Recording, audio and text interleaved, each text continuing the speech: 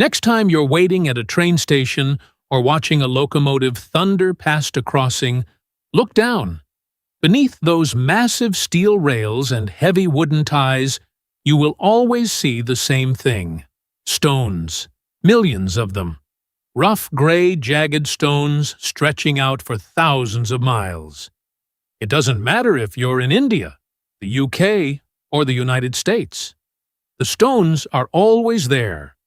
But if you ever stop to ask why do we rest our most advanced high-speed trains on a loose pile of rocks? Why don't we just bolt the tracks to a solid concrete road? The answer isn't just about saving money. It's a brilliant piece of engineering that protects the train from sinking into the earth. And it hides a surprising history that connects modern railways to ancient sailing ships. Welcome to Simple Things, Surprising Histories. Today, we're uncovering the secret of the railway stones. To understand the stones, we first have to understand the problem. A loaded train is incredibly heavy. We are talking about millions of pounds of steel and cargo. If you place that much weight directly onto the ground, the intense pressure would crush the soil, the tracks would sink, buckle, and the eventual train would derail. This is where the stones, technically known as track ballast, come in. To think of the track is a layer cake. You have the steel rails on top. They sit on those horizontal beams, which we call sleepers or ties, and the sleepers sit on the ballast. The job of the ballast is to act as a cushion. It takes the immense concentrated weight of the train and spreads it out over a wide area. It dissipates the pressure so the ground underneath doesn't get crushed. But here is the fascinating part. The tracks are not actually fixed to the ground. If you look closely, you'll see the tracks are floating on the stones. They aren't bolted into the earth deep below. They rely on friction and the sheer weight of the ballast to stay in place.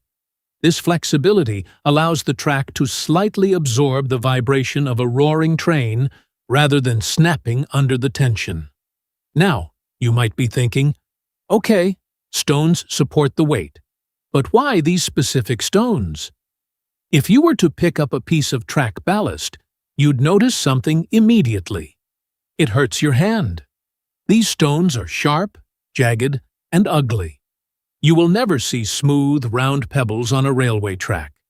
And there is a very specific engineering reason for that. Imagine stepping into a pit of ball bearings or smooth marbles.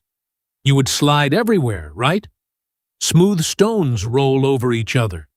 If a train went over smooth, round rocks, the stones would roll away under the vibration and the track would slide apart. Engineers used crushed stone, usually granite or quartzite, that has been smashed into sharp, angular shapes. When these jagged stones are packed together, they don't roll. They interlock. Their sharp edges bite into each other, creating a solid, immovable mass that still allows for a little bit of flexibility. They lock the track in place, preventing it from sliding side to side. Even when a high-speed train screams around a curve, the stones don't just hold the weight. They fight the two biggest enemies of the railway, water and weeds. If we laid tracks on a solid concrete slab or just bare dirt, heavy rain would cause big problems. Dirt turns to mud which washes away, leaving the track unsupported. Concrete creates puddles, which can rust the steel rails. But a pile of stones is perfectly porous. It's like a giant French drain. When it rains, the water flows instantly through the gaps in the stones and away from the track, keeping the ground dry and solid. And then there are the weeds. You rarely see a jungle growing in the middle of a train track. That's because this thick layer of sharp rocks makes it incredibly difficult for plants to take root. If plants were allowed to grow, their roots would break up the soil and ruin that stable foundation we need. So the stones act as a weight bearer, a drainage system, and a weed killer all in one. Before we finish, here's one last surprising detail. Why do we call them ballast? That word actually comes from the sea. Centuries ago, when empty wooden ships sailed to pick up cargo, they were too light to sail safely. They would bob around in the waves. To weigh them down, sailors would fill the ship's hold with heavy stones. This weight was called ballast. When the ships arrived at port to load up their goods, they would dump these stones on the shore. Early railway engineers looking for cheap, heavy material to stabilize their new tracks looked at these piles of discarded ship stones and thought, "Perfect." They used the ship's ballast for the train tracks, and the name stuck. So the E